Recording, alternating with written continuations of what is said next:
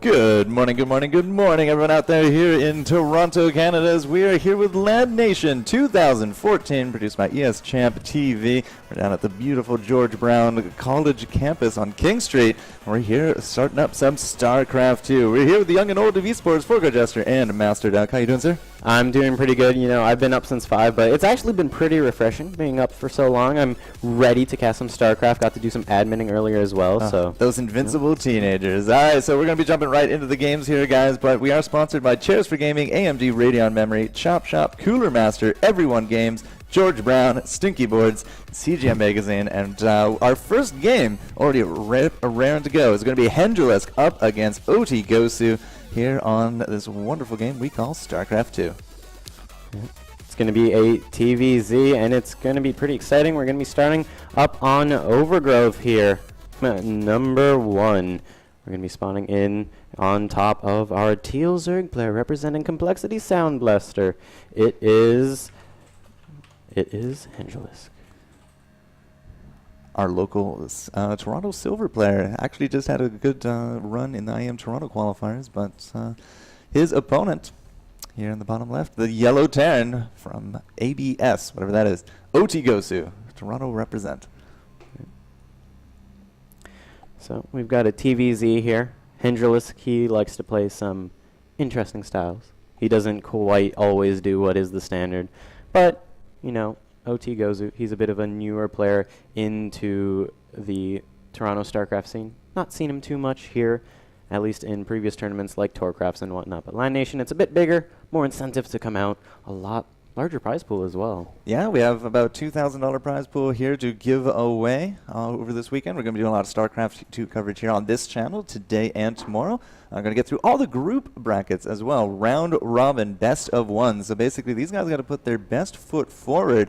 And if there is, you know, something Hendrilisk is really good at, it's putting out that best foot forward, because his Zerg, like we've seen it a lot of Toronto tournaments. You know, a lot of the ESChamps, he did Kings of the North, IM Toronto, he was in the qualifiers there for as well. A lot of experience coming the way here, but you know, that just leaves us with this unknown element of what can OtiGosu do up against the Toronto Silver. Well, he's going to be doing pretty standard stuff. He's just going to be starting up with a Reaper here on Overgrowth. It's something we've seen a lot here in Toronto, of course, because of our prime player, Masa. And right now, he's just going to be scouting around with his SCV, going to be getting in with the Reaper soon enough. But Hendrilisk, he's pretty prepared for this already. He's got a couple Zerglings. He's got the spawning pool done. He'll have a Queen fairly shortly as well. So the Reaper coming out, not going to be able to do too much at all. And the Reaper opening is something that Hendrilisk is definitely used to, especially with, you know, our Toronto Terran of Terror, the Masa, who is actually in this tournament as well. And he loves doing these Reaper openings. And Hendrilisk has a lot of experience defending against these, especially on a map like Overgrowth, like a super popular map. We've been seeing it a lot in the current tournaments, a lot, you know, obviously it's in the latter season map pool, but you know, these Reapers, it's nothing really out of the ordinary. Like, Hendrilisk has this on lockdown. Definitely. He's already got the Queen at the edge of his creep. He's got even some Zerglings going to be doing some harassment over his opponent's command center, kills the SCV that was building it, forces the cancel, and meanwhile the Reaper has done absolutely nothing, forced out of Hendrilisk's space. And now, Henry, he's just going to be pushing forward. He's already dealt a substantial amount of damage to this reactor. And you know what? I wouldn't be surprised if we saw this game end within a couple minutes. I don't know. The SCVs are getting there just in time, but it does not look like it's enough to out-heal the damage going down. The reactor is going to be busted. That's now an SCV wall, just trying to keep those Zerglings at bay. But now the Reaper, it should be able to clean that up. Got a Marine there as well. And the secondary wall was, you know, the emergency reserves ready to go, but Gosu did not really expect the aggression. Like, he definitely felt very caught off guard, and at the same time, look at Hendrilisk, you know, nothing came into that Reaper. He has now that expansion. Gosu's on the back foot. Definitely, and right now, it seems like he's going to be playing catch-up. He's going to be trying to throw down his starport and his factory. Originally, he was trying to expand after the barracks, but, you know, it got forced to be cancelled. The SCV died as well. So right now he's going to be trying to get out more and more units here just to try and deal some harassment. I do like the choice of going with the Widow Mines here, as it is a bit of a safer option, especially if you are, say, a little scared of the caliber of your opponent. Yeah, but you also got the 1-1-1 going up, so, you know, we've seen Reapers into Hellions into Banshees before. I'm not quite saying that's what we're going to see here, but you know, could we actually see like a desperation kind of Banshee play, just try to get some of that map control back? Possibly, but it's a very micro-intensive build. It's also a very much a build that you need a lot of confidence going into. So what Gosu is going for here, he's getting a couple Hellions here. I wouldn't be surprised if he just went for a 4 Hellion drop coming into his opponent's main base. Well, he sets up his natural pretty safely, really. All right, so the command center is going to be going over. It is going to be a dropship in the Hellions, so it's going to be some drop play. And, you know, that was basically, it's either that or the Banshees. I would like to see kind of the swap up, but at this point, you got some Zerglings. I mean, you got some fire. Let's make a Zergling barbecue here.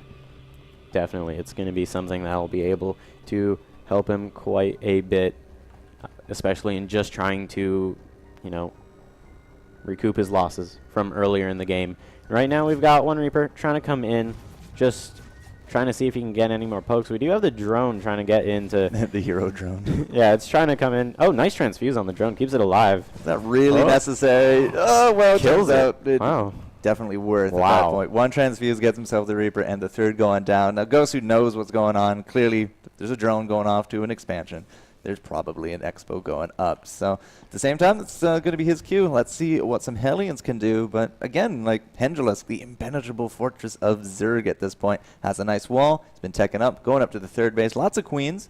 So he might have actually been looking for, you know, a little bit of that early anti-air defense, you know, drops, banshees, all that fun jazz. But we're going to have to see what this mech play can do. He's going to be getting up 4 Hellions into the medevac, going to be igniting those afterburners. He's also going to be trying to send in a couple Hellions and a Widowmine over towards the natural, though there is a pretty good defense over here. Widowmine should be able to burrow in and will actually go for the Roach, not the Queen, but we've got some Hellions in the main base of Hendralisk here. Drones are going to get pulled, but they're clumping up so hard here, Jester. I said a barbecue, and we might actually be getting one out. A lot of drones going down to this attack. These Hellions are actually doing an immense amount of economic damage. We actually did get a spine at the end of it, and the Roaches are going to clean up, but you know, what was the actual count there for the deaths? Well, it looked to be about 10 here coming in, and right now, so far, Hendralis, though, he still has the worker lead coming in, so could have been a bit better, but that's what happens when you got 3 hatcheries. You can just resupply instantly. So, yeah, sure, a little bit of a back foot. We waste some larvae. We get some of those drones back up. C'est la vie, but hey, we got a poke out there. Gosu also got some information. It's a lot of roaches. He also noticed, you know, no kind of hidden tech there in the back either, and he's just going to continue on his merry way. We do got some upgrades coming from both sides, however, and yeah, these roaches seem to be the main meat here for Hengelis. Well, so far, basically all he's seen has been Hellions, and it's a pretty safe bet to just go with a ton of Roaches, as they pretty much can hard counter it. Widowmines and a lot of Marauders, so Roaches, definitely a very good choice here, as a lot of armored units are going to be coming into play here. But right now, though, Hendralisk, he's got the 1-1 advantage lead for the upgrades, so I wouldn't be surprised if... Random blood splatter? Well, actually, yes, because, you know, he's so confident in his 1-1 upgrades that he can just walk around the map, kill units, as if there's no tomorrow. I don't know, but like, if me and you went camping and then all of a sudden we lost, you know, a random guy, I think I'd be a little worried. A little bit of a drop there, some more drones going down as these Hellbats going to be doing a little bit of work. But again, spines are actually going to be there. Ooh, there goes the medevac. Oh, and looks like the Hellbat going to be able to get in some more kills there. A little bit of a miss micro from Hendralisk, but so far, just a lot of small pokes in and out of Hendralisk's bases. And I'd say it's not been too bad for him. Well, if you look at the supply, Hendralisk definitely beefing up quite a bit. But at the same time, you know, how many of that is actually the drones? You know, what kind of army units do we have here? 65 drones. Whew. That's basically the difference. That's almost the difference right there. So, I mean, Hendralisk still kind of counting out a bit higher in the army, but his economy, 3 base Zerg up against the 2 base Terran, he's definitely sitting very pretty here. And right now, though, a bit of the difference for the army was also because Roaches, they're a bit of a supply count bloater. But he's going to be mixing in these Hydralisks now, and he's also going to be getting 2-2 Groove Spines. He's going to have a pretty scary force soon for more OtiGosu to deal with. Yeah. I mean, Roach Hydra, we've seen it before. It's pretty standard these days, especially up against very bio-heavy. You get a nice concave, get the roaches in there. I mean, we don't have any force fields really to deal with here, and in terms of big splash damage, we don't have any tanks out there. No Thors. There's nothing really huge here for Hengelis to kind of worry about. I just feel like once we max it out, he's just gonna throw it right in the front door. I don't even know if Gosu can deal with that. I'd have to agree there. It looks like Hendriliski's just taken such an immaculate lead.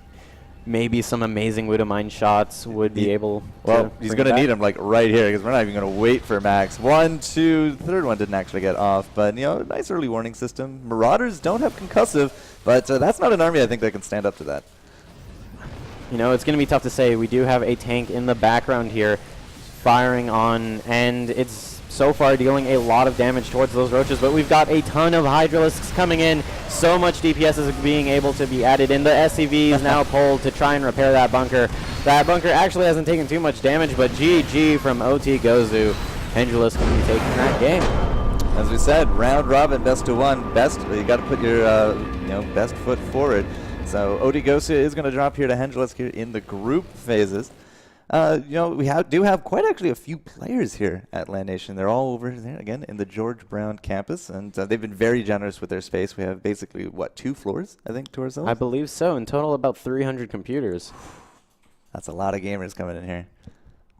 So I mean, we also have we set up all the StarCraft 2 last night, so they're all ready to go. They're all basically through 2 different rooms. We have, I think, 3 rooms dedicated to Dota 2. We got some League of Legends starting up a little bit later. CSGO, Hearthstone, a lot of stuff. And George Brown has been very cool about a lot of it. We also have this auditorium.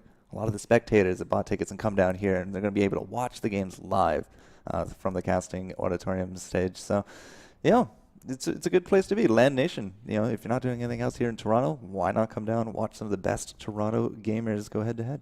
Yeah, and it's not even just Toronto. We've even got some players from Quebec here. We've got like Desro and also 2 Armada Gaming members, Mammoth and Sleeper. They're pretty high up.